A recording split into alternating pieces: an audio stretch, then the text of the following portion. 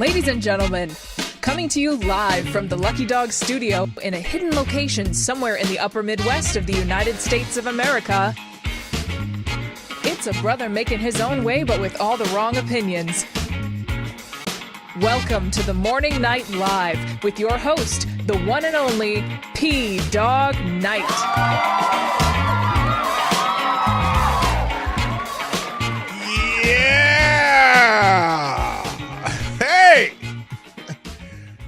Good damn morning, everybody. Welcome to the Morning Night Live. I'm your host, Marty, also known as P-Dog Knight, on this wonderful hump day.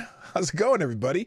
It is Wednesday, the 15th of May, 2024. Welcome back to the P-Dog Knight channel. And I hope you're all having a good morning, because it's, well, except for Mike, because it's afternoon there. That'd be Mike Savage if you don't know what I'm talking about. But I'm flipping through some things, news spots, and I saw this, and I began to scratch my head. And it's not that California has a Jane Fonda Day, but I was reading a story about when they had a Jane Fonda Day, and I was like, oh my, the audacity, irony, craziness, word was hidden in there. I couldn't believe it. So that's gonna be the feature story after we get into the daily news, and then we'll also do some other stuff. But first, we already have a super chat before we even get started. That's for Mr. Avocados Diabli, who gets the best. Oh, for that. You are the new Streamlabs super sponsor of the day. AD asked me, have you seen the debate Pelosi did at the Oxford Union recently? Holy fuck! A less comprehensible string of actual words may never be or have ever been uttered by a human tongue again. I had not seen it, but now I looked it up. And I have a clip of it. It's a 13-minute clip. I don't know if we'll get to it today, but I put it in the links today so you can. So if y'all want to see it, it'll be available. So thank you, AD. Appreciate that, and that's always appreciated early in the morning. If you want to sponsor the show, the best place to do it is Streamlabs, because you don't have to give the people at YouTube more money, because Google got enough money. And Google don't need your money. I do. So if you're going to sponsor the show, sponsor the show. But if it's easier for you to use super chats or Rumble rants, that's okay too, because it's cool. All right, let's say hi and get going, because I'm, I'm at that time that's a little bit later than I'm supposed to be. First, the chat over in Rumble is Mr. Avocados Diabli. Speaking of Avocados Diabli, thank you. And he has his pants off. Well, gosh, how do you know that I'm wearing pants? I'm only here from the rib cage up at best in this show, so you don't know if I'm wearing pants. I don't know why that's clippable. Also, good morning, Mike Savage, blarg, on Rumble. Are there other people watching on Rumble? I don't even know. Let's take a look. Well, there's a few. There's 6 people on Rumble, but I'm one of them, so there's 5 of these. So if you're watching on Rumble, or if you even have just a Rumble window open, just say hi on Rumble. Just a brief little hi, anything, just to let me know that you're over there on Rumble. On YouTube, first in the chat, is also Mr. Avocados Diabli. Gets the bell. Also, good morning, Kara Soldier. Sure You Gospel. Mike Savage, blog. Trippy Liberty. What's up, my brother? Good morning also to Lord Stanhope's in the house. Green Bat. Oops, scroll too fast. Green Badger Outdoors. Those ain't real, dude. Renee Mayette says Jane Fonda, the CIA planted whore. Changed my mind. Well, and that's it. Where is everybody? I gave you 10 minutes. Good morning, Willie. Willie's in the house. Welcome to the show. Anyway, hit the like button. You know how that goes. Share the stream if you haven't done already. Speaking of sharing the stream, there are some people who've already done that. That would be, whoa, wait, what? Oh, no. Oh, my God. Some weirdo. I'll show you this in a second, because this was not my intention. Thank you, Somnambule Nation. Who is this? Zed the Snarky. I did not recognize your Abby on the app formerly known as Twitter. Also, Sure You Gospel, and someone called John T. Radford retweeted the show. Someone with a person with not following anyone and has 2 followers, but that means you're new to X. That's okay. Thank you for retweeting the show. And then now wait, this is wild. Here, let me put my regular face on the show here. Let's go. Okay, all right. Poof, there I am. This is funny. So I have this what you call it, thumbnail here for the Jane Fonda. I mentioned Jane's Fonda,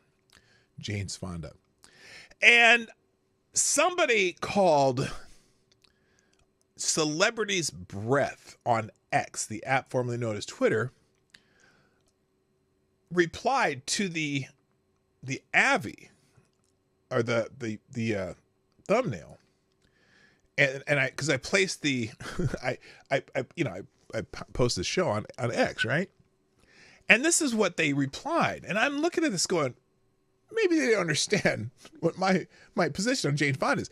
So it says, it's called Celebrity's Breath, saying, "What's shaking, P-Dog Knight?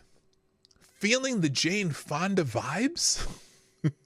Elevate your day with a breath of celebrity air at Celebrity's Breath." And then here it says, "Inhale the fame, celebrity breath in a jar. Jane Fonda celebrity." Is this kind of like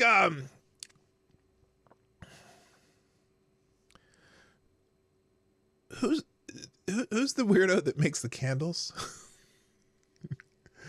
Who's Gwyneth Paltrow? You know, is this something like that? I'm just thinking. Okay, let's find out what All right, first I'm gonna go put my face in here just in case this is something really weird. You know what I'm talking about? Gwyneth Paltrow's candles, right? You know, hello, Parody Bear. What's up? And yeah, she must be hurting for what?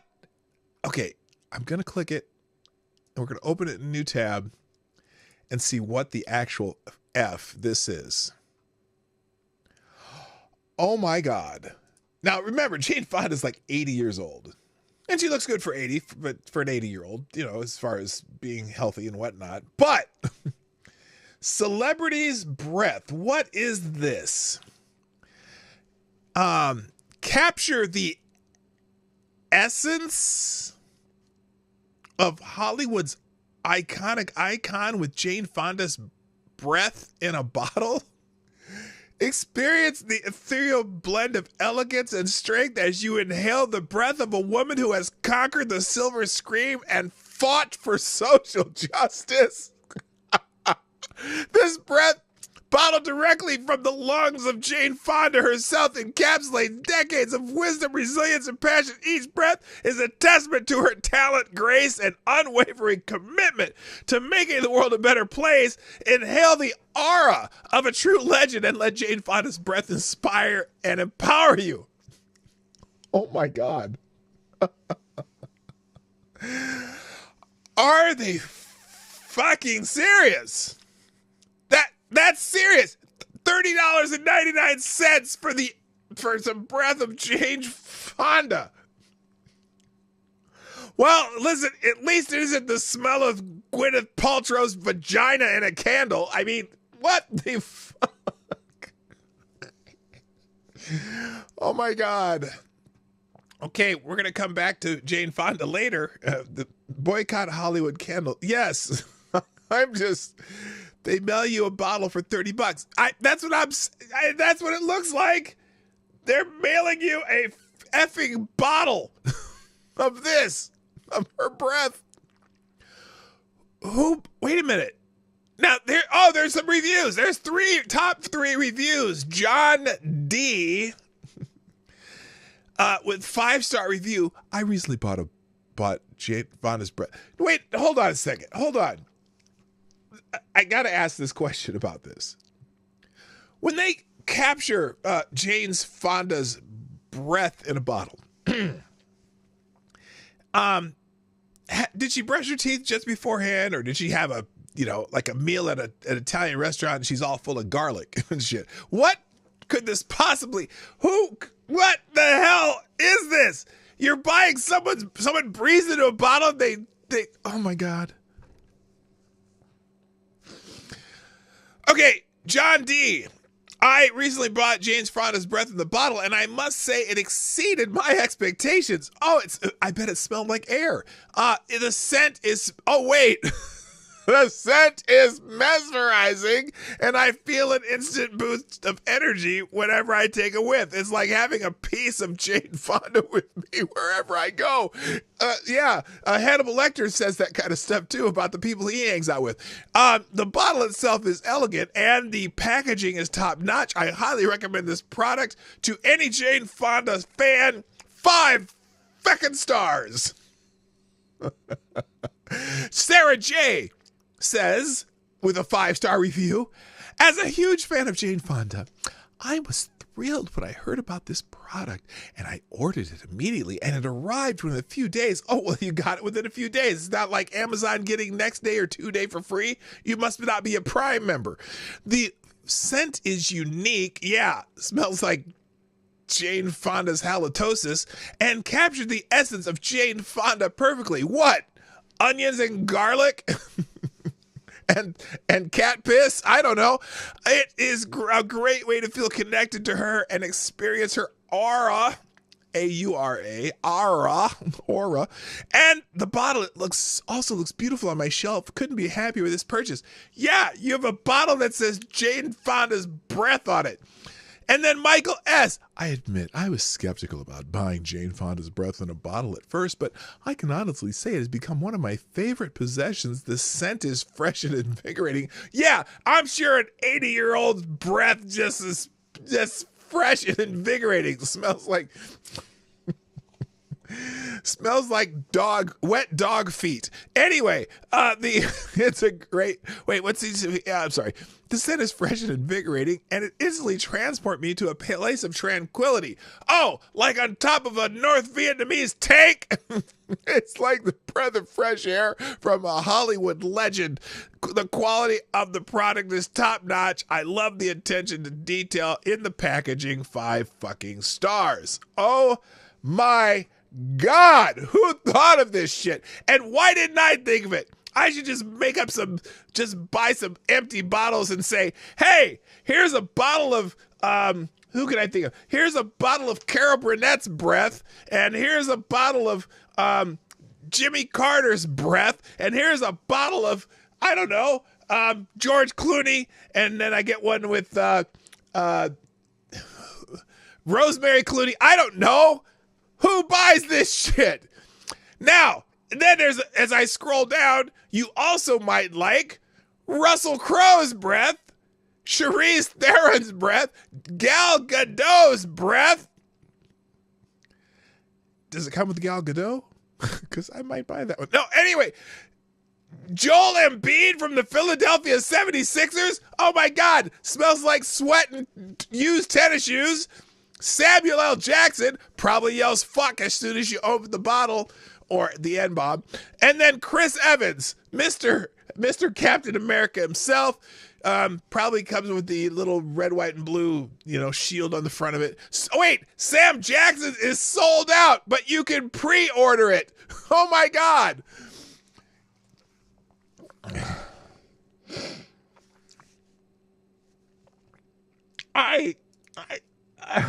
Oh my God.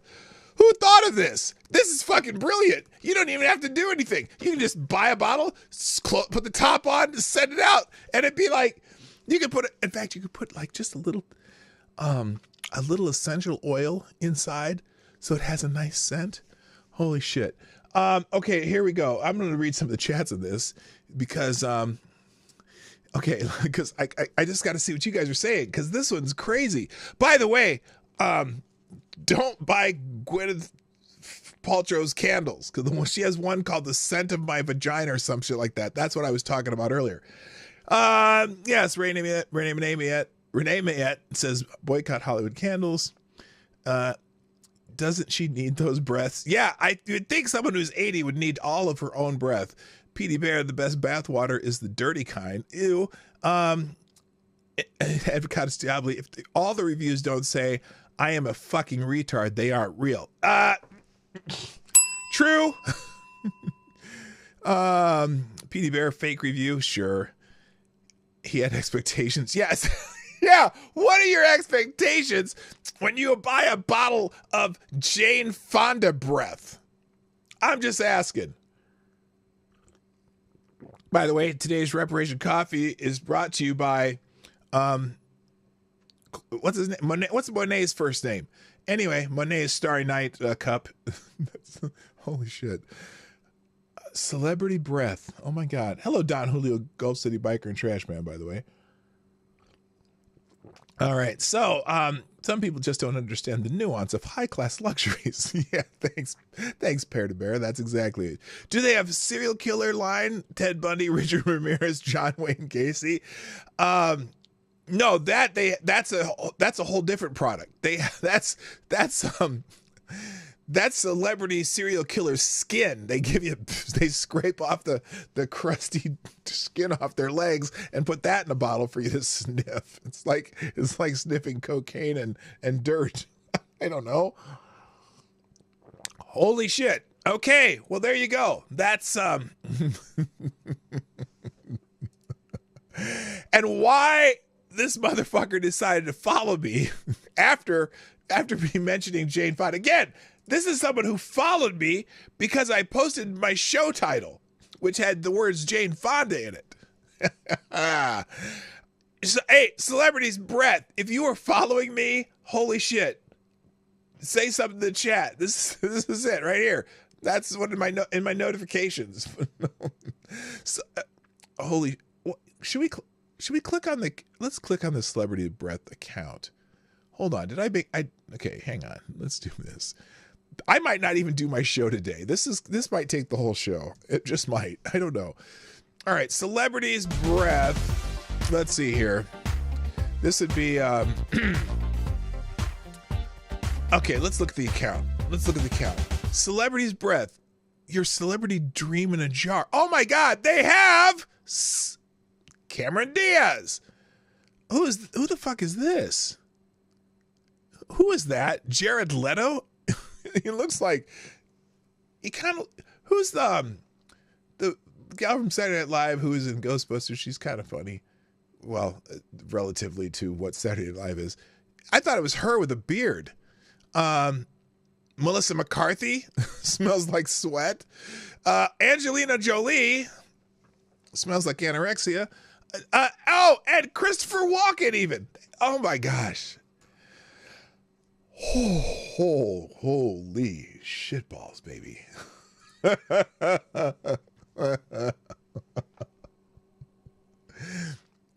I just want to ask one of these celebrities. Okay, the company called Celebrities Breath contacted me on X, the app formerly known as Twitter, and it says it has a bottle of something you breathed into. Is this true or not? I really got to know. All right. Thank you. Gunfox61 sponsors the show. And now you are the new Streamlabs Superstar sponsor of the day.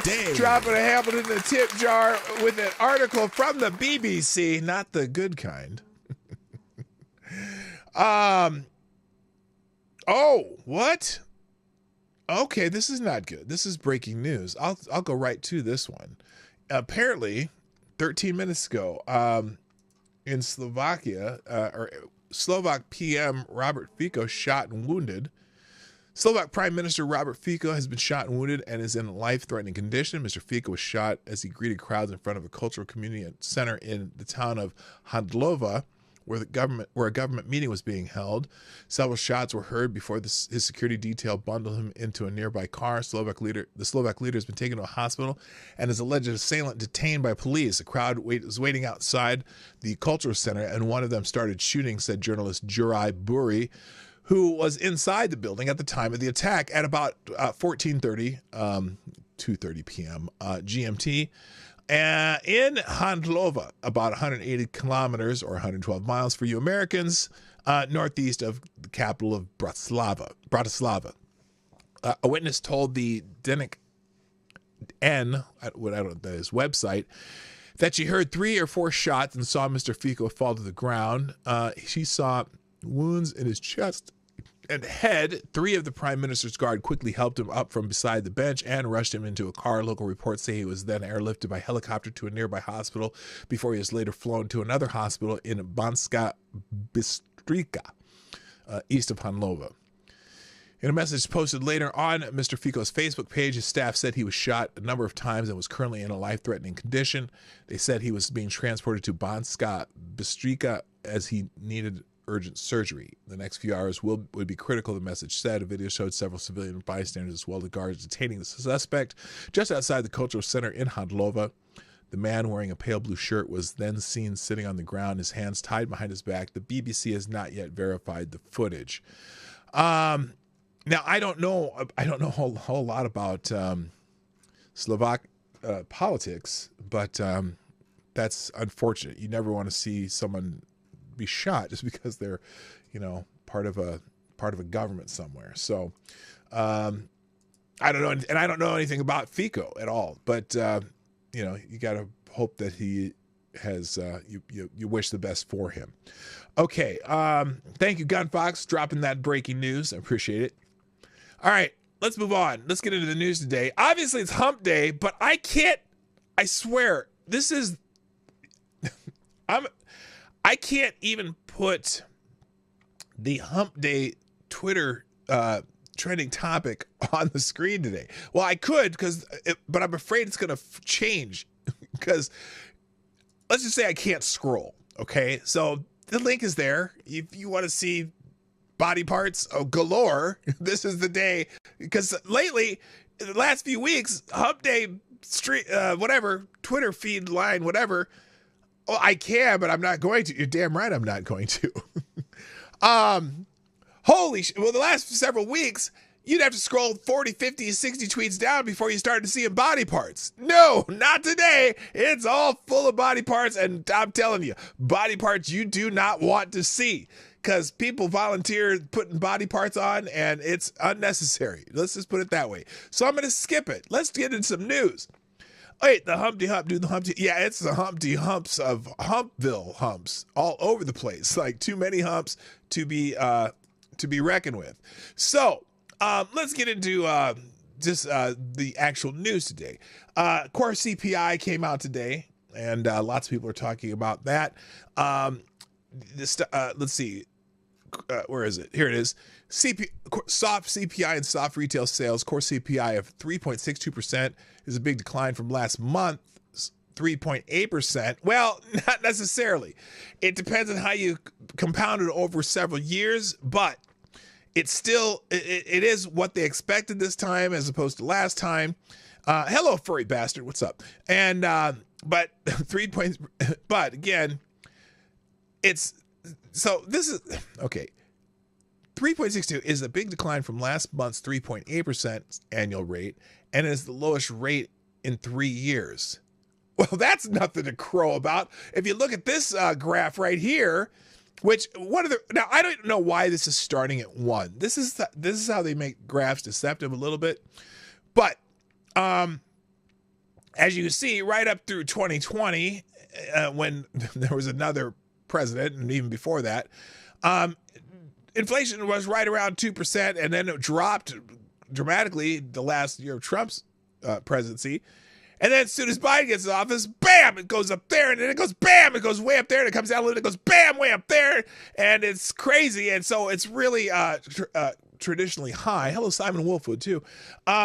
So anyway, now housing contributed to 17.5 basis points to a monthly core CPI inflation in April. That's still hot. The 2018-2019 average was 11 basis points, but its lowest monthly contribution since December 2021. So anyway, now here someone says U.S. CPI for April year to year 3.4% versus the 3.4% estimate. So it's right on what they estimated, but still higher than it's been in many years past. So moving on. Also, today is Peace Officers Memorial Day. Now, there was a question. I saw this the other day. What was Joe Biden going to do for Peace Officers Memorial Day? I don't know if he's going to do anything because, Democrats would be really pissed if he did. But someone here says, good morning. Happy hump day. Today is Peace Officers Memorial Day. Oh, it's also, this is a list of days. This is, okay. It's also Juice Slush Day. What the fuck's a juice slush? You either have a slushy or you have some juice. Apparently, this is the slushy with juice in it. Chocolate Chip Day and Bring Flowers to Someone Day. Have a wonderful day. Don't worry. Be happy. Don't worry. Doom, boom, doom, doom, doom. Be happy. Doom, doom, doom, doom, doom, doom, doom. There's a little song I wrote, but do not want to sing it note for note. Don't worry. Doom, doom, doom, doom, doom. Be happy. Enough of that. On this National Peace Officers Memorial Day, remember and honor those who gave their lives in the line of duty and support the surviving families of these great heroes. And then to the surviving families, our lives are forever enjoined with yours. Your survivor pain is ours. Your pride is ours, and your love is ours. And your regrets, they are ours as well. So, it's an important day for officers who perished in the line of duty. Moving on, let's see what's next here. Oh, Jimmy Carter is in the news. Apparently, Jimmy Carter's grandson has shared that his grandfather is nearing the end of his days. President Carter wait a minute. President Carter made sure that we can rest in the shade of the trees he planted, and may he have rest eternal when it is his time. God bless this good man. Look, I will never dispute the idea that Jimmy Carter is a good man. I think he was a good man who was a terrible president. But obviously, I've never liked Jimmy Carter's politics, but I do appreciate his long advocacy and action when it comes to Habitat for Humanity and doing his humanitarian efforts. So his grandson said the former 99-year-old president who has been in hospice for a year and a half, his life is coming to an end. May his transition be peaceful. So prayers for Jimmy Carter if you do that. If not, just think happy thoughts or something. King Charles is also trending. And the reason King Charles is trending, not because he died or is near death, like Jimmy Carter. Hello, JB. Hello, Unacceptable Views, by the way. King Charles is trending because apparently the first official portrait of King Charles has been unveiled. And in the immortal words of the husband talking to the Allstate guy, Jake from State Farm, or State Farm guy, he's talking to Jake State Farm, and in the immortal words of his wife, it's hideous. Okay, so here is there's a little video here of King Charles unveiling the first official portrait of King Charles. Oh, well, that was abrupt. I wanted to be that a little more of a surprise. That didn't work out. Here, let's make this a little bit better unveiling. Here's the unveiling of the first official portrait of King Charles. Oh my, who thought this was gonna, I bet he's even looking at it going, what the fuck is that? So it's basically a head, red on a red background. What does he say? That man was agonizing about that.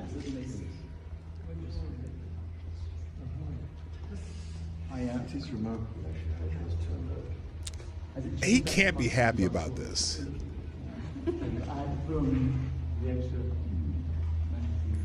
Okay, so anyway, oof, that's gotta hurt. So anyway, here it is in all its glory. Now, okay, It's not terrible. Boy, they put a lot of extra wrinkles on him, though, didn't they? And then also the background. Could they have done just an official portrait? The hands look skeletal. Yeah, the hands don't look good either. This is do you think that he's actually happy about this? Here, let's get a little better view here. Do you think he's happy about this? Yeah. What the F was that? I hear you. That guy is just lucky they don't do drawing and quartering anymore. Yeah, this is not good. This is not good.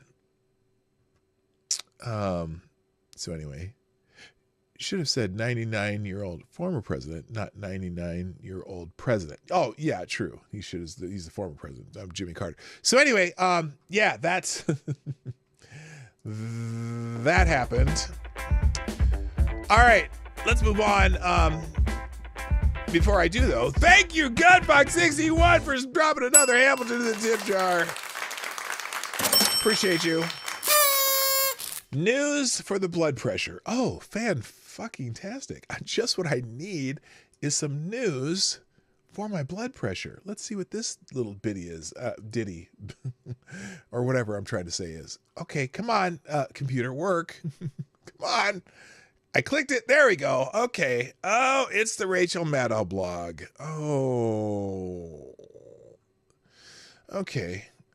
We'll do this one right there. All right. Thank you, Gunfox61, for helping to keep the light bill on, or the lights on. All right. Let's. I'll do a couple more trending, then we'll do that one. Now I'm sure many of you heard about this one, and boy, has this got people talking. Wait, is that the right place? We'll move this over here. That's there. That's there. New York Mayor Eric Adams is in the news, and many of you probably already saw this, but it's so funny that I bookmarked it last night, and then I found people trending talking about it this morning too. So Mayor Adams of New York City, get a rope, believes that we should be tapping some of these illegal border crossing migrants to be lifeguards.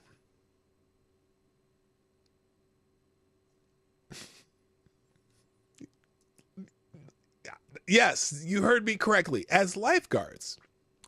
So on, well, here, let me just play the clip, because I'm trying to figure out what the hell he's thinking here. And we're just going to play the clip, and then you can decide if what he said is appropriate. Here's Mayor Adams from New York City. New York City, get a rope. Oh, I shouldn't probably make get a rope jokes with a brother in the chair, but me being a brother, and I'm talking about an old commercial.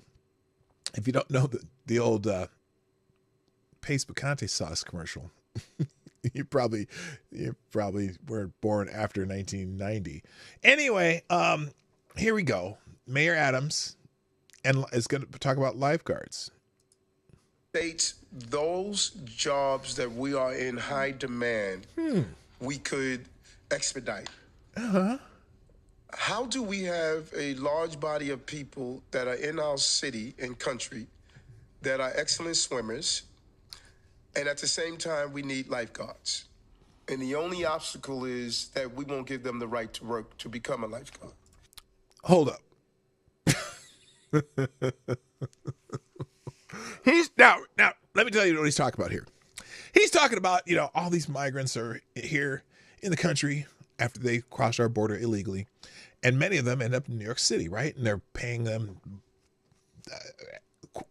collectively millions and millions of dollars to live and breathe, right? And he's talking about how, well, gosh, we have a lot of unfilled jobs, and, maybe some of these migrants could fill the jobs. And so he says about the migrants, well, see, we know that, well, I'm going to finish his thought, because he said, he's talking about a shortage of lifeguards, and that these migrants are probably, we have an abundance of excellent swimmers. Now, Now, I think he's extrapolating a little bit here. Because, you know, when they come across the border, they're coming across the river, and he's assuming that they all swim across the river, that they're excellent swimmers. That's the only thing I can think of that he's talking about here, that we have an abundance of excellent swimmers, that we could all make them lifeguards. Now, first of all,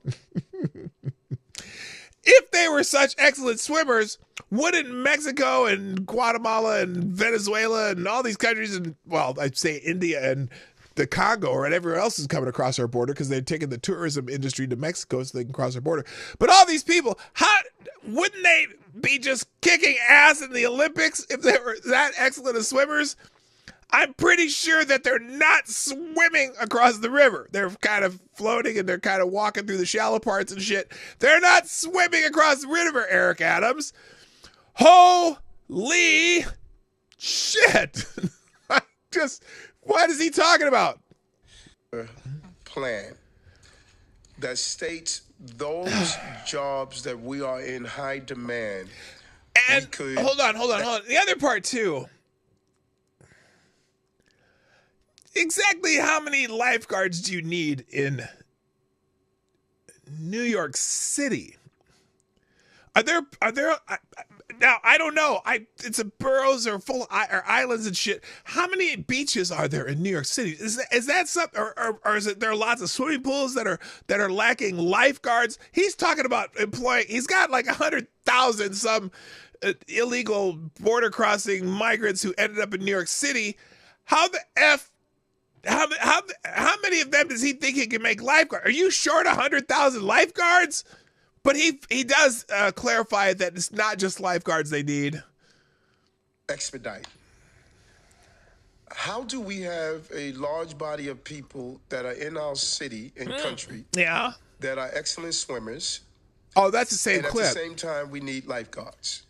And the only obstacle is that we won't give them the right to And these two women next to him are shaking their heads. Yes. Oh, yes. You know, there's some excellent swimmers. You know, they all swam across that river, and they swam like little fishes, or better than fishes, like tortoises, because tortoises can swim across the river, and then they can climb up on the banks and they can walk. They probably walked to the river, but it took them a long time because they're tortoises. Well, maybe they're like horses. Horses can swim a little bit. Like if they ran and got to the river, and then they swam across the river and they came up, and then we can make the horses lifeguards too. What the actual F is he talking about? So anyway, let me move this over because this was not. So anyway, New York Post making fun of him. Eric Adams suggests that migrants could fill New York City's lifeguard shortage because they're excellent swimmers. Now, is that also, I gotta say, okay, someone mentioned in some of the comments on X, the app formerly known as Twitter, that somehow that might have been a little racist too. Now, I was confused when I saw that because I was like, well, what race exactly is he talking about that are excellent swimmers? Although then you think all these migrants can swim because they all like come across the border illegally and swim across that river. Are you calling them? Are you starting? Okay, I gotta say this softly. Is he calling them wetbacks? What is he talking about? I don't know. Anyway, he said fill the city's lifeguard shortage because they're excellent swimmers. His Honor dropped the comment after being asked during a city hall briefing about the lifeguard staffing at the city beaches and pools. Oh, there are city beaches and pools. Okay, I suppose it's a bunch of islands and shit. Anyway, yeah, is Coney Island in New York City? Something like that. No, that's in New Jersey. Where's Coney Island? Anyway, going off on a tangent, Adams indicated that Gotham's lifeguard shortages could easily be fixed if migrant work visas were being expedited for those jobs that needed to be filled quickly. Now, I gotta question the idea though that even if they are excellent swimmers, do they have lifeguard training? I mean, how much money would the city have to spend to make lifeguard training? I don't know. So anyway, it was just a weird comment. And everybody's laughing at him for it. Let's see, is there another? Yeah, here's the New York Post put out an article, MRC TV, and so there you go. That's crazy. That's some crazy shit, if you ask me. All right, thank you again, Gunfox. Let's go to Gunfox's article here.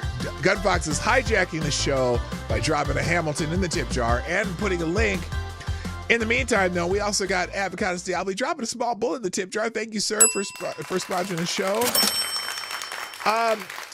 AD says, if they made such great lifeguards, why are so many people drowning in that river? Shouldn't they be saving them with their David Hasselhoff skills? Ah, you are spot on. Yes.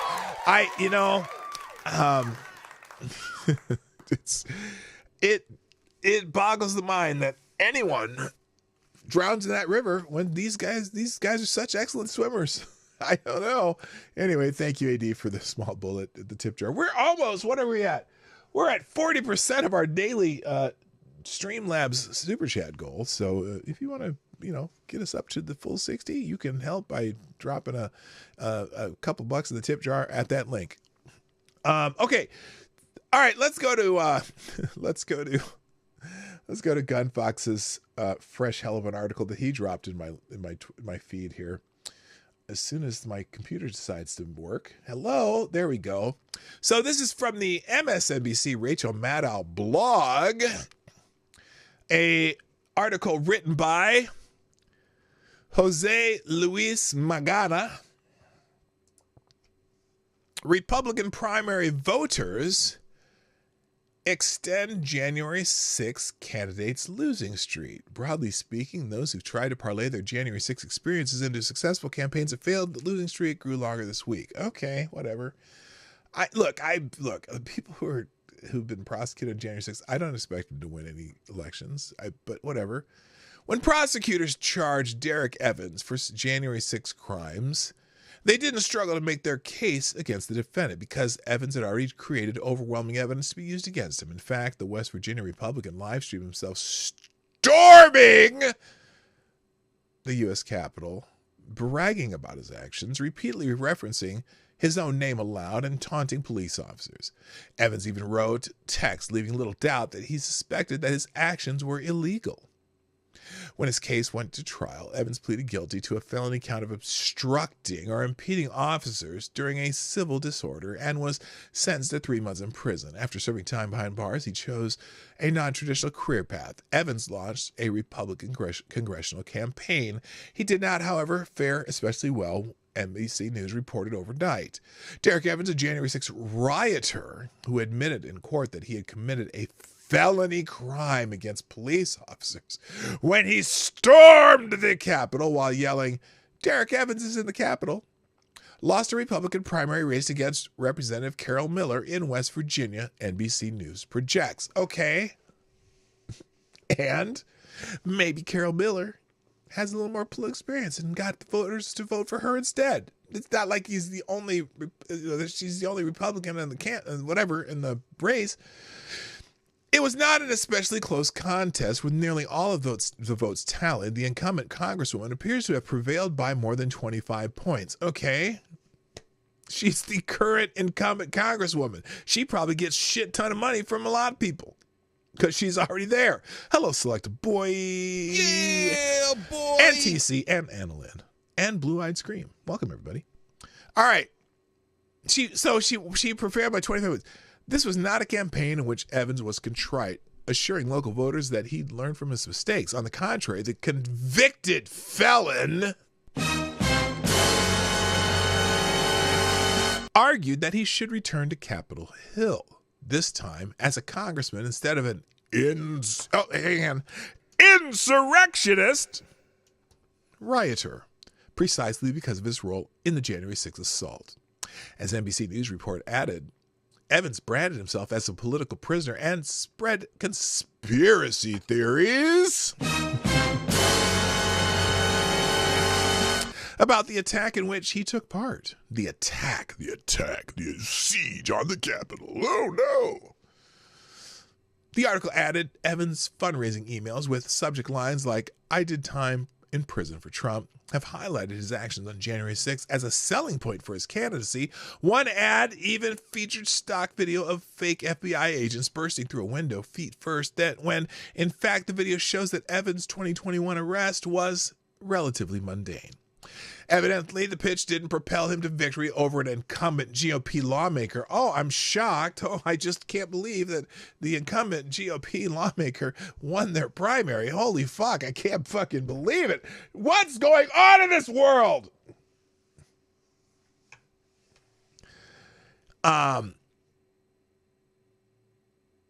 But just as notable is the larger pattern.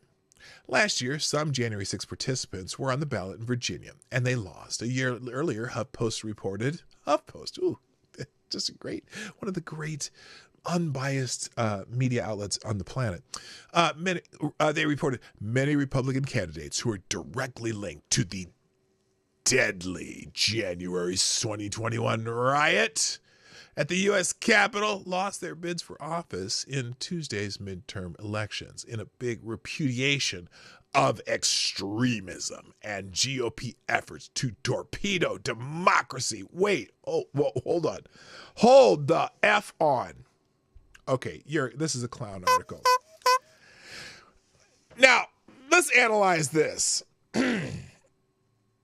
Let's say that these January 6 people were making an effort to torpedo democracy. And the and the GOP efforts to torpedo democracy. If the January 6th people were part of the GOP's efforts to torpedo democracy, then why did they lose in the GOP primaries? There's a little bit of leap in logic there. Anyway, okay, so to be sure, there are some related exceptions. Wait a minute. So not all lost. Wisconsin's Derek Van Orden, a Trump loyalist who rallied outside the Capitol on January 6th, was elected as a Republican congressman in 2022. What's more, there are some other January 6th candidates on the ballot this year, and yet they might yet prevail. But broadly speaking, those who've tried to parlay their January 6th experience into successful campaigns have failed. GOP primary voters in West Virginia's 1st congressional district extended that losing streak yesterday. So big fucking deal against an incumbent congressperson. How many incumbent congress people lose their primary unless they really, really suck? Very few. I'm just saying. How many incumbent congressmen, period, lose their primary? It's almost unheard of. It's like, that's a tough one. So that was a stupid article. Thank you, Gunfox. Yes, you got my blood pressure a few levels higher. Okay. If they had been GOP efforts, they would have won the GOP bids. Exactly. That's what I'm saying. This is so dumb. All right, moving on. Other things in the news. So we talked about Michael Cohen yesterday, and lots of stuff about Michael Cohen. Trump's legal team grills Cohen in a hush money trial. He had a second day of testimony yesterday, and there'll be more on Thursday. In the ongoing hush money trial involving former President Donald Trump, his legal team has begun rigorous cross-examination of Michael Cohen, Trump's ex-lawyer and key witness. The defense aims to discredit Cohen by highlighting his past convictions and financial gains from his anti-Trump stance, despite the defense's efforts. Cohen has provided detailed testimony backed by emails, texts, and bank. Wait a minute. We still don't know what the crime here is. They don't know how they're going to proceed. What are you talking about? Anyway, so that's a grok summary. So when you between the okay, let's look at some of the reactions, because there's a few different ways to look at this, and we're going to start with Vivek Ramaswamy, okay, who says, here's the number one question that nobody can answer. What exactly is the crime that Trump is being prosecuted for? Because they haven't really talked about it in the trial even. They haven't explained how they're going to explain this to jury. No one has a coherent response to that question. Took a deep dive into the real answer. So here's Vivek after the show trial session ended yesterday. Oh, it's 5 minutes of Vivek? Oh my God, I don't know. Well, there, let's listen to Vivek. Thank you. I want to thank my colleagues, Governor Burgum, Congressman Mills, and Congressman Donalds, for laying out the political backdrop here. This is a politicized persecution that is nakedly apparent. What I want to do is dive a little bit deeper into what we actually learned today. Whoa. Did he say nakedly apparent? kind of like AD's bottom half right now, right? Because you're still not wearing pants, are you, AD? Anyway, in that courtroom. What are we seeing there? First of all, I learned a lot from being in there in person. It is one of the most depressing places I have been in my life, but it is fitting because the only thing more depressing than the environment of that courtroom is what's actually happening in there. It's straight out of a Kafka novel. The prosecution's main strategy appears to be to bore the jurors into submission. And if you look in that direction, sadly, it may appear to actually be working. Now, I would like for anybody here in the press, anybody at home, anybody at MSNBC or the media afterwards, to clearly state what exactly is the crime that Donald Trump committed. Nobody knows. We have not heard a good answer to that question. It has been vague until today. You heard Michael Cohen's testimony, after which I would say it is less clear than ever what that crime actually was. They'll say falsifying business records. Well, let's look at who did we learn falsified business records today? Yet, what, hour, 2 hours, felt like it could have been 7 hours, of Michael Cohen talking about how he falsified business records. Cohen falsified the so business record. You have a guy who has been a perjurer in the past. Michael Cohen sent them invoices to the comptroller who paid the invoices and put them in the ledger as what they were for, according to the invoices. That is now saying he falsified business records. What is the crime that Donald Trump committed?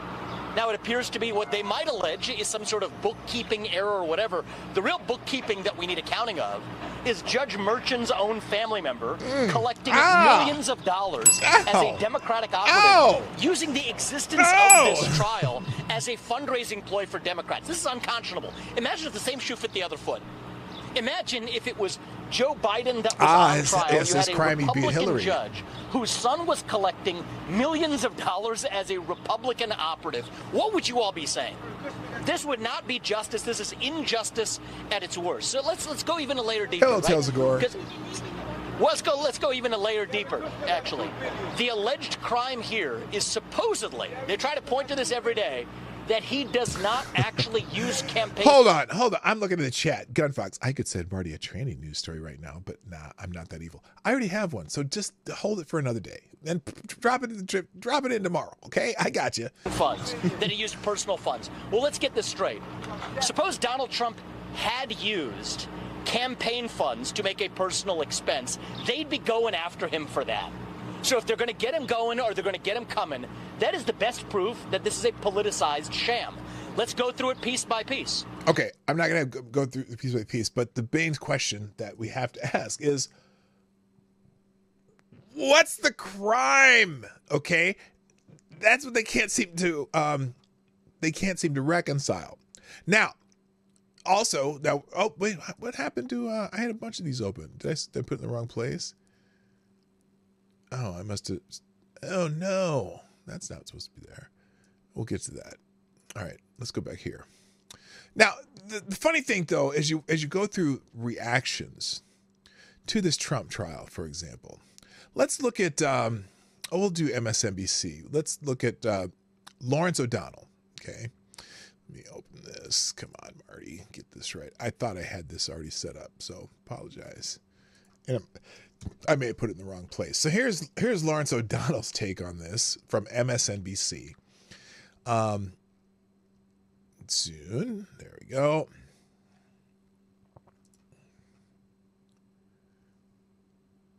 What the prosecution needed him to deliver.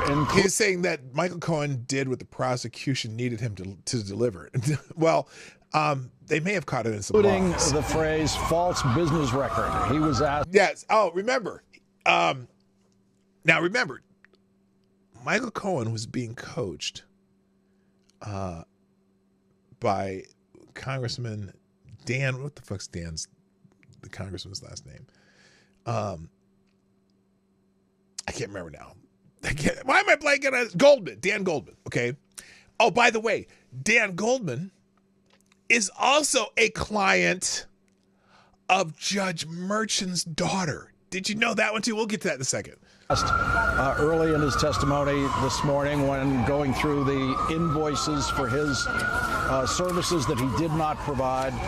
Wait a minute. Services he did not provide Wait a minute. How can they be services he did not provide if he's being reimbursed for services that he did provide? That was in the testimony too. That was weird. They kept saying, oh yeah, you had this invoice, were you on a retainer? No. What was this for? Well, aren't you being reimbursed for services you actually provided? Your expenses on the services you actually provided? This is nonsense. Anyway. Whether those were false records, he said they were, and more importantly, the records created by the Trump organization paying him, he said were false business records, including the... How were they false? Oh, who, wait a minute. If they're false business records, who wrote them? Who wrote the invoices? Because that's the thing that the defense or the prosecution kept asking. This is a false business record, right? This invoice. Well, Trump didn't write the invoices. Trump's comptroller didn't write the invoices. The Trump accountants didn't write the invoices. Who wrote the invoices? Who sent the Trump organization the invoices? Michael Cohen created those invoices and sent them to the Trump organization. So it's another one. It's unbelievable. Check stubs that came along with each one of those. Check stubs. Oh, you got an invoice and you paid it with a check. Okay. Signed checks signed by Donald Trump. And he also stressed in his testimony. Those are actual business records. He paid the invoice. This is insane. As the DA brought out, that the creation of the false business records was a Trump organization idea, which is to say, Michael Cohen just expected to get one of these $35,000 checks every month. He wasn't getting them, and he was told, send us an invoice. Right. An invoice for what? To be reimbursed for the money you shelled out as part of your expenses on doing this task for the Trump organization and Donald Trump. What? Clearly, there's a paper trail of them giving them invoices. Send us an invoice so that we can put in for the payment. So Michael Cohen's sending of the invoice is what generates the false business records. Who generated the invoice? Isn't Michael Cohen a fucking lawyer? Well, he was. He's not anymore. He got disbarred. He's a lawyer. Does he not? If you're doing something for somebody and you're a lawyer, it's your fucking fault if you did something illegal. You're the fucking lawyer. Holy shit. And it wasn't Michael Cohen's idea to send those invoices and generate. It wasn't Michael.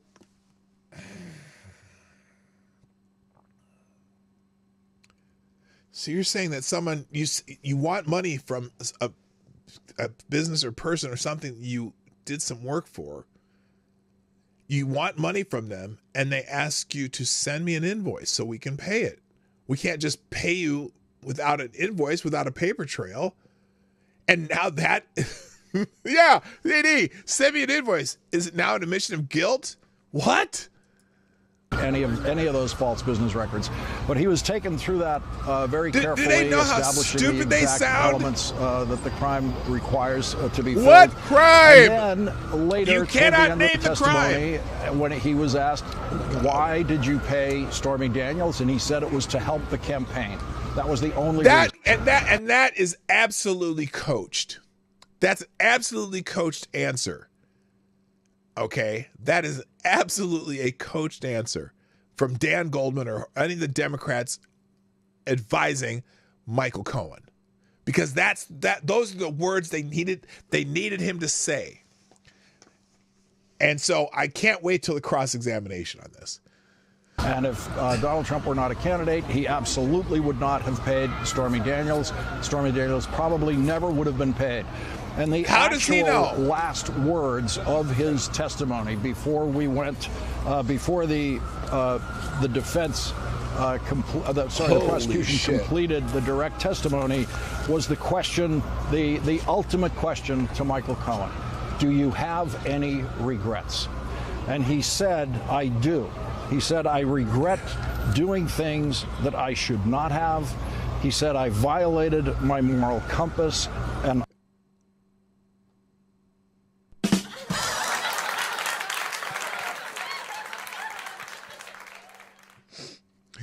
Michael Cohen violated his moral compass.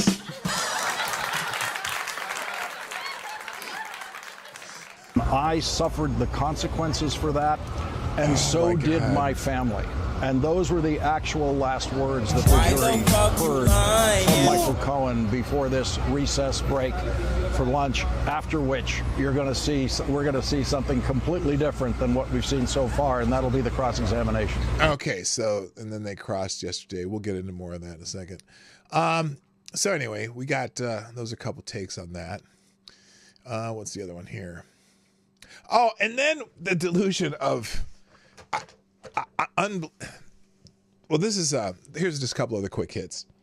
This is from Occupy Democrats. This is Fever Dream area right here. Occupy Democrats dropped this post. Breaking. Wait a minute. Hang on a second. Hold on. Before I read this, there's a couple of Stormy Daniels stories that I have her in the list, but I gotta do something here. Let's see. Sad.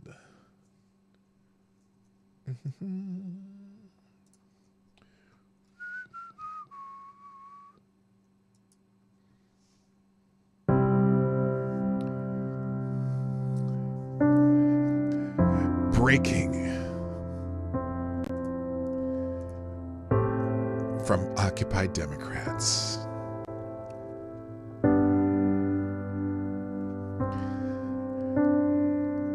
The attorney representing Stormy Daniels reveals that she had to wear a bulletproof vest to court for Donald Trump's hush money trial because his MAGA supporters are so crazed and violent. And it gets much worse. Lawyer Clark Brewster said that Daniels was paralyzed with fear ahead of her testimony because of what some nut might do to her. Now, I gotta laugh because during her testimony, she was laughing and giggling and telling jokes. She thought she was fucking hilarious. She was just fucking. Anyway, she was concerned about the security coming into New York. She wore a bulletproof vest every day until she got to the courthouse. Said during an appearance on CNN. This is CNN. I can tell you that before she came on Sunday, too much information. I mean, she cried herself to sleep, Brewster went on. She was paralyzed with fear, not of taking the stand or telling her story, but what some nut might do to her. And I'm genuinely concerned about it as well.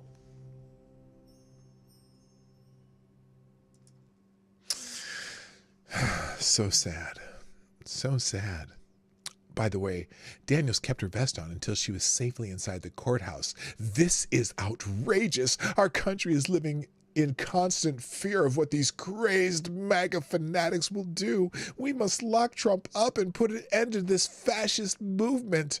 Please retweet and heart if you think that Stormy Daniels is an American hero for bravely speaking out, and consider joining the growing exodus to Tribal, a new pro-democracy social network that is exploding in popularity because Twitter and Facebook are trying to stop its growth, which only makes Tribal grow even faster. Please follow us on Tribal.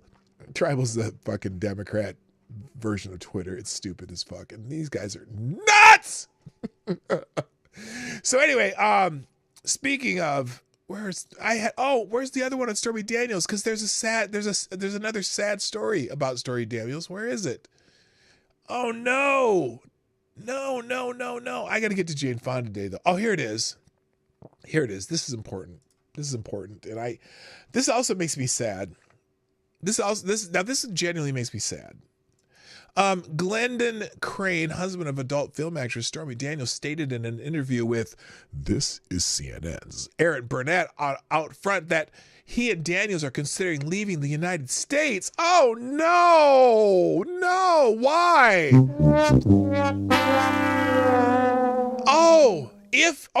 Wait. I didn't finish it. If they're considering leaving the United States, if former President Donald Trump is acquitted in his ongoing legal proceedings.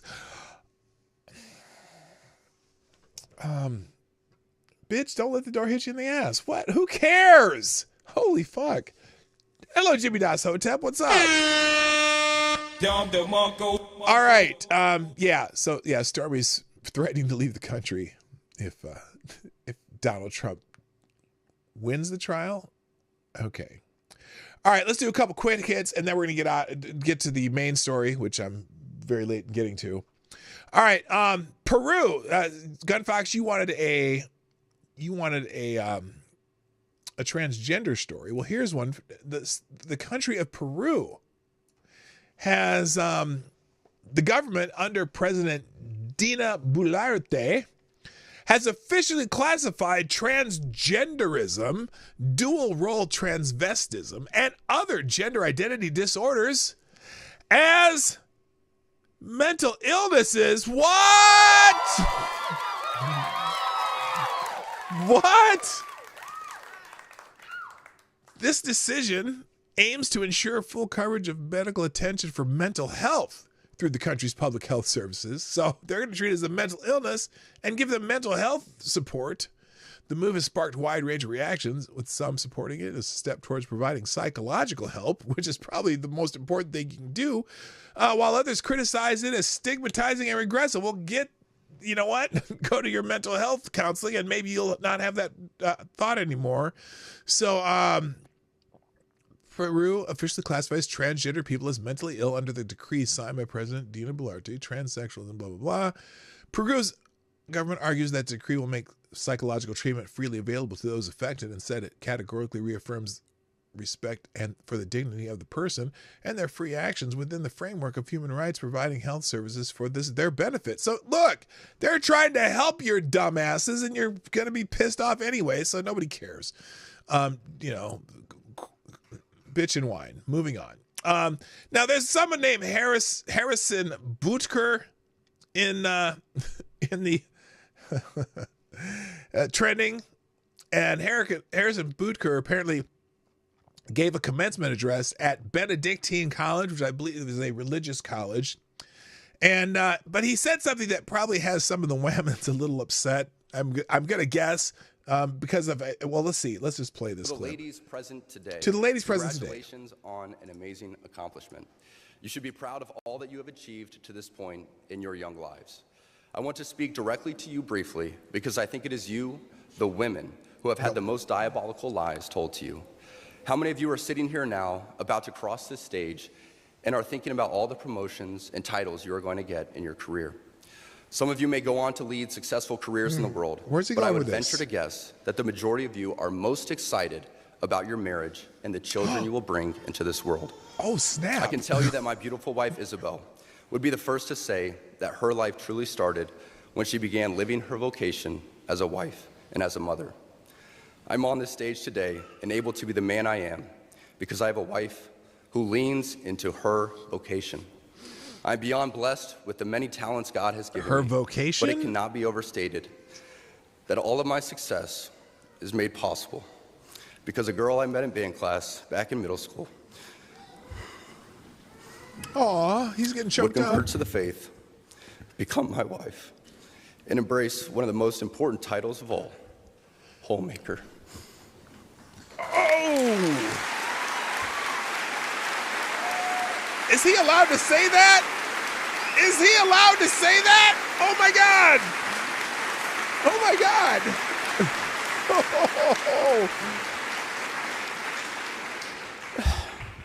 She's the primary educator to our children. She's the one who ensures I never let football or my business become a distraction from that of a husband and father. Is this guy a football player? She's the person that knows me best at my core. Okay, I'm gonna stop there. Dude loves his wife, And marriage is a vocation in Catholicism. Oh, is it now? Okay. Yeah, has this guy's body been found yet? Yeah, let's just say that there is a scintilla of criticism for the gentleman because, not every woman wants to be a homemaker. Now, there's nothing wrong with being a homemaker. My daughter's a homemaker. My daughter's a full-time mom right now. And she has a college degree, but she, they decided, they made a decision that financially it made more sense for her to be home with the two kids and good for her. And I'm proud. I couldn't be more proud of my daughter. Apparently he plays for the Kansas City Chiefs too. He's a kicker, I think. Oh, but also he got in trouble for attacking Pride Month, apparently. NFL's Harrison Butker, not only did he do that speech, but he's also here, he attacks Pride Month and trans people in a commencement speech. So something else he said, Kansas City Chiefs place kicker Harrison Butker is catching flack for a graduation speech he gave over the weekend in which he labeled LGBTQ Pride Month sinful and urged female students to consider the only vocation that will make them the most happy, homemaker. So he's done a double whammy here. Delivering the commencement address at Catholic Benedictine College in Kansas, the 28-year-old threw shade on LGBTQ Pride Month. Wait, which one? They have like 3 months designated for them. Which is which? He said Pride Month, which he called what he called dangerous gender ideologies, and President Joe Biden's stance on abortion. Butker suggested students at the liberal arts college should have true God-centered pride, not the deadly sin sort of pride that has an entire month dedicated to it. Now, 80s question comes into much more clear focus. Has the guy's body been found yet? Now they're saying attacking dangerous gender ideologies in a speech, an obvious slap at the transgender community. He spoke to the women's in the audience, telling them that instead of careers and promotions, they should look to another vocation, homemaker. Okay, we just heard that one. So this motherfucker, if you're looking for a terrible example of a Christian who clearly needs to read the Gospels and focus on the teachings of Jesus himself, there's always Harrison Butker. Wait a minute. I'm sorry. Look, what did he say? What exactly did he say? This asshole saying he said something that he needs to read the Gospels? That's a terrible example of a Christian. Why is that a terrible example of a Christian? Why is that a terrible example of a Christian? Did he say something? Did he say that they should throw all the T's in a wood chipper? No. He just said we need to have pride in the fact that there are some traditional people out here too. And he said that some women, be happy as homemakers. Not all are going to. It's okay. Is he allowed his opinion? What did he say against the Gospels? I don't know. He also went after President Joe Biden, trolling him for being both Catholic and pro-choice, saying Biden has been so vocal in support for the murder of innocent babies. Well, he's at a Catholic college. That probably went over okay there. Since joining the Kansas City Chiefs in 2017, Butker has won 3 Super Bowl rings. He holds the record for the longest ever field goal in a Super Bowl, 57 yards, as well as the most field goals in a Super Bowl. So I don't think the Chiefs are going to get rid of him for this, although he's probably going to get he's going to get plenty of flack, I'm sure, which he already is. Okay, let's just get through these last few and then we'll get to the main topic. There's going to be debates. Presidential debates are coming up. Now, this is hilarious how this came about. Joe Biden and Crooked Brandon, what is it? Not Crooked Brandon. What is it? Dark Brandon and June and September and presidential debates are trending. But here's Joe Biden. Now, do you remember the presidential debates in 2020? I do. I don't remember Joe Biden winning those debates. I didn't. In fact, even the Democrat people who were pundits and whatever were like, yeah, this wasn't Joe's best performance, right? And Donald Trump was kind of a bully in the first debate, right? But here is Joe Biden, because remember, he was famously saying he didn't want to debate Trump or something like that. Well, here's Joe Biden apparently getting out his inner Dark Brandon, to challenge Donald Trump for debate. And this is the clip everyone's doing. Listen to this. Donald Trump lost 2 debates to me in 2020. Wait. Is that how you remember it? Donald Trump lost 2 debates to me in 2020? Anyone remember that? I don't. I don't remember that at all. Hello, Jason Who. I don't remember that, but anyway. Said he hadn't shown up for debate. Now he's acting like he wants to debate me again. Well, make my day, pal. I'll even do it twice. So let's pick the dates, Donald. I hear you're free on Wednesdays. Donald Trump. Now, I want you to look at this again. It's really weird that they put this out on the internet. Okay, let's get.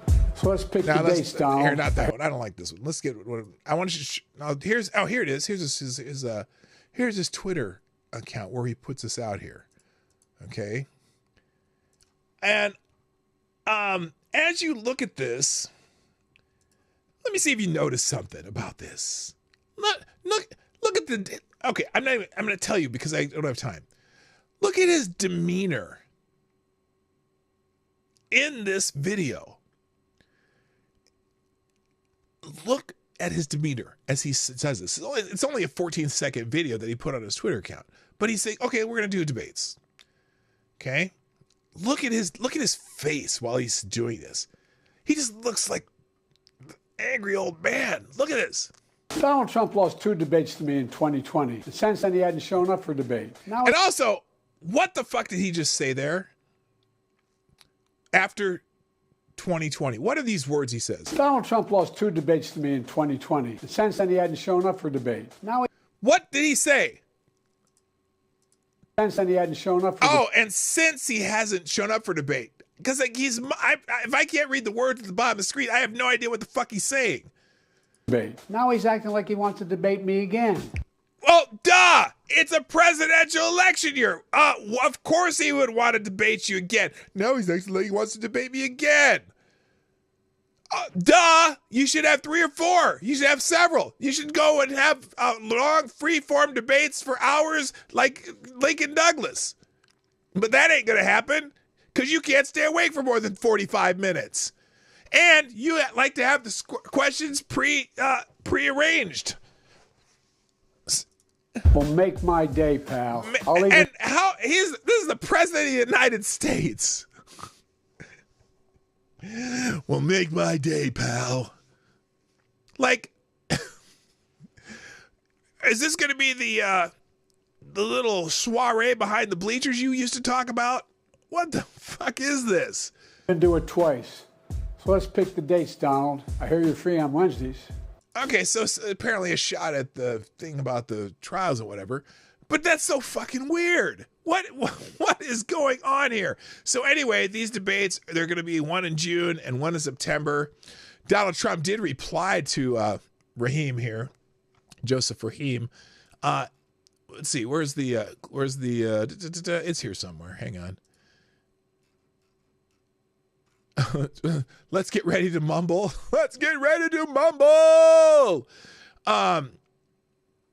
Trump did accept the offer to debate Joe Biden in June and September. Now, where's the damn X thing? That's not it. Here it is. Crooked Joe Biden is the worst debater I've ever faced. He can't put 2 sentences together. Crooked is also the worst president in the history of the United States by far. It's time for a debate so that he can explain to the American people his highly destructive open borders policy, new and ridiculous EV mandates, the allowance of crushing inflation, high taxes, and his really, really weak foreign policy. I mean, it's really weak. It's as weak as that little 90-pound weakling on the beach. Which is allowing the world to catch on fire. I am ready and willing to debate the Crooked Joe at the 2 proposed times in June and September. I would strongly recommend more than 2 debates, and for excitement purposes, a very large venue. Although Biden is supposedly afraid of crowds, that's only because he doesn't get them. Just tell me when, and I'll be there. Let's get ready to rumble. So that was.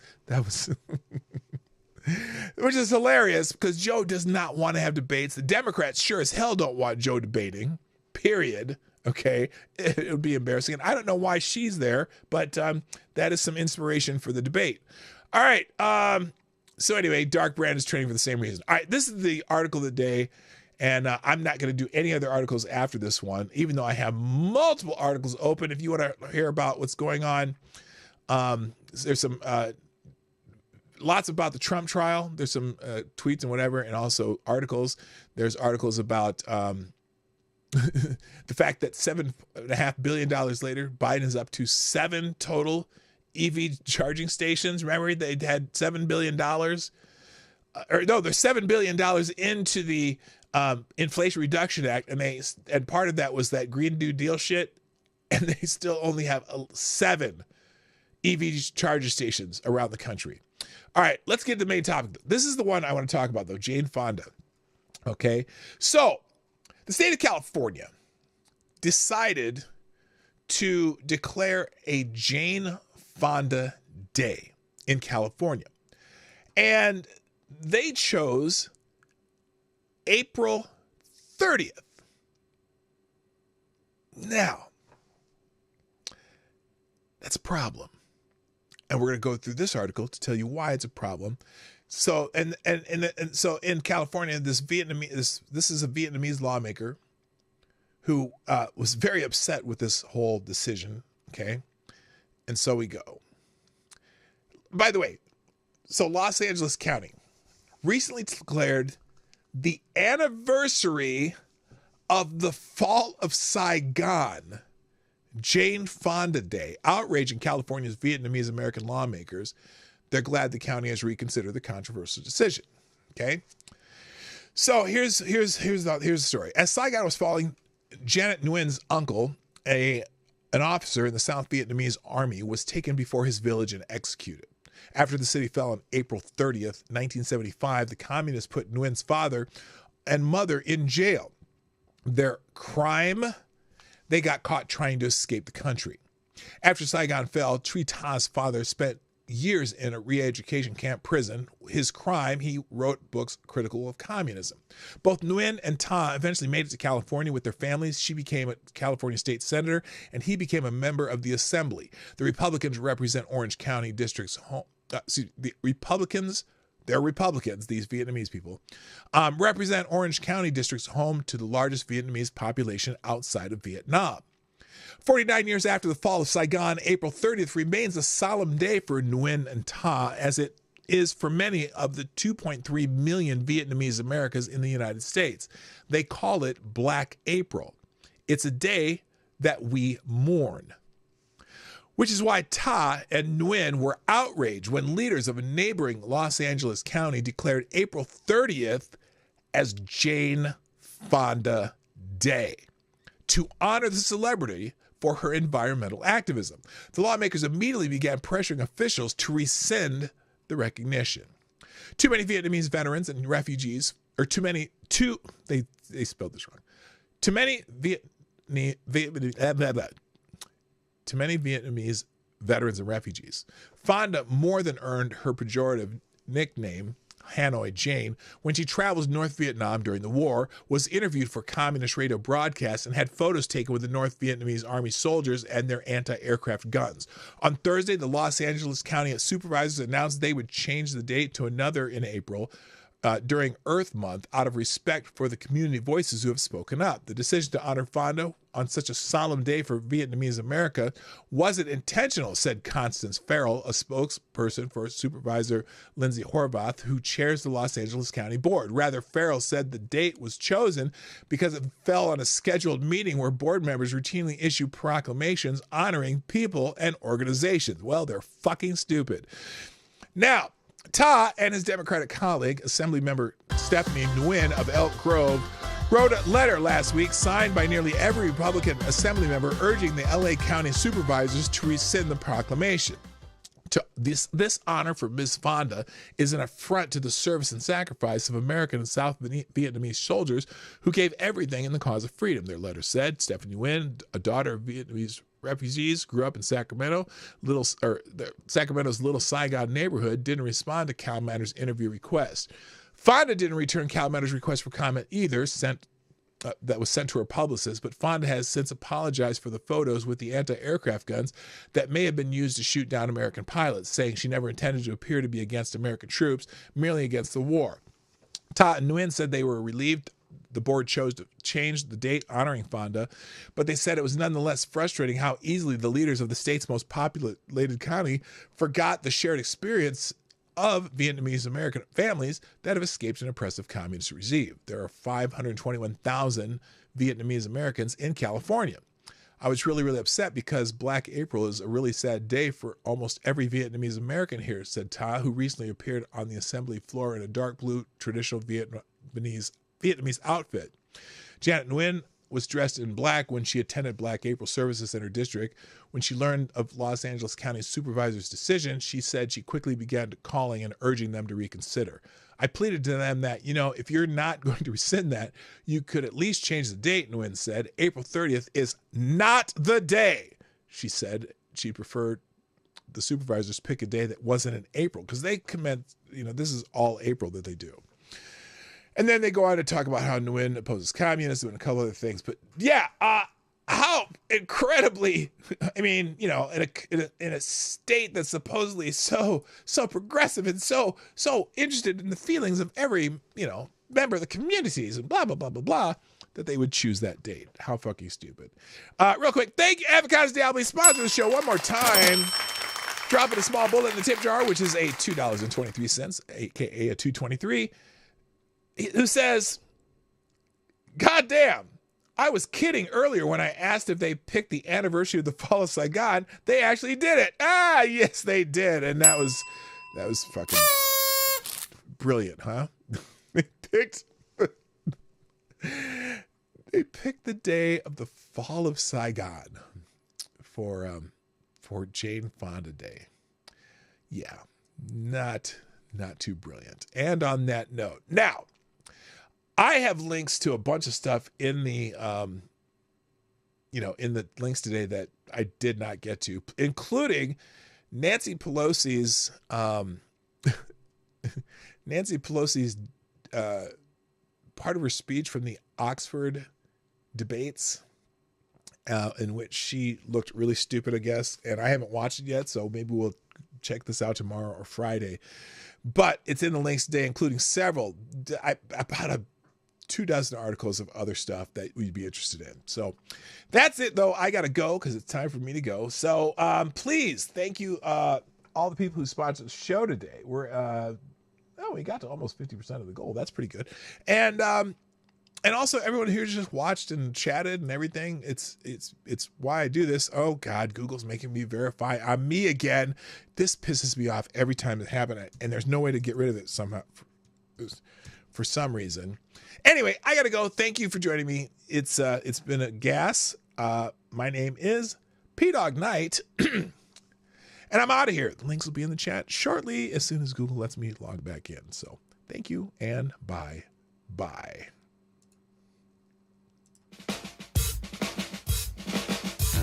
Hey, this is P-Dog Knight,